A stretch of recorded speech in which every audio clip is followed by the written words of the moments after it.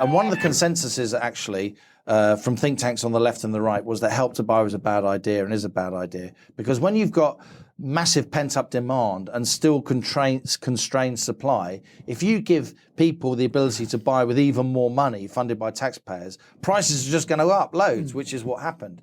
So the margins that the big Help to Buy only helps you if you buy a new build.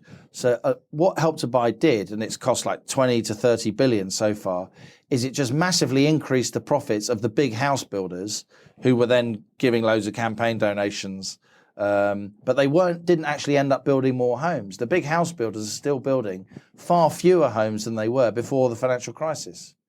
And we've had very few small builders now because they were all wiped out by the financial crisis, and they haven't been able to get a foot in the door. They can't get hold of land because the big guys have got it all sewn up. That's why it is, as I say, an oligopoly. Some people would say it's a cartel, which is actually illegal. The big house builders would deny that. I think there is very compelling evidence now, which the big house builders deny, Your Honour, of a cartel, of actual restrictive practices. That's why I call in the book for a full competition commission inquiry, like where we actually examine if the market is operating properly.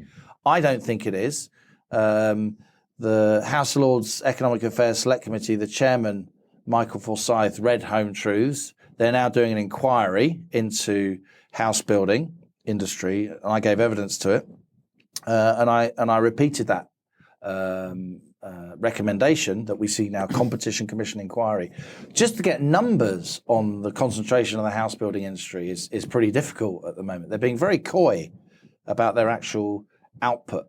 So we'll see if the House of Lords takes up that recommendation and what happens. But Help to Buy is great for a short-term headline if you're a chancellor.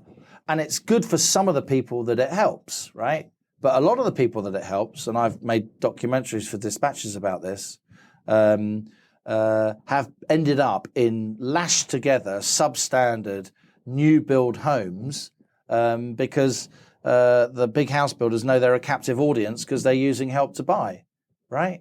And so you end up with this situation where all that's happened is that Help to Buy has pushed up the price of increasingly bad quality new build homes for those who can get access to Help to Buy.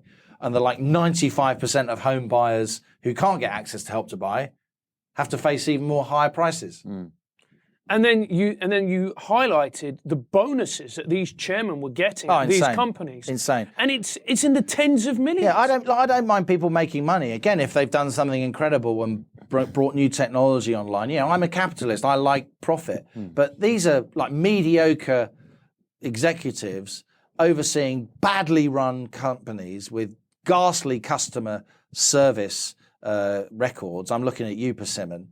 And they're using, as I said, technology that's been around for, available to anybody. Go to a builder's yard and all the secrets are there. Talk to any number of blokes propping up bars around the UK. They tell you how to build a house. And yet they're making bonuses of like tens of millions of pounds a year. That is a clear signal the market is not working, right? I like capitalism, but capitalism needs to work. And what we got here with the house building industry isn't capitalism. It's a grotesque distortion that's giving capitalism a bad name and is working only for the firms and not for the customers and broader society.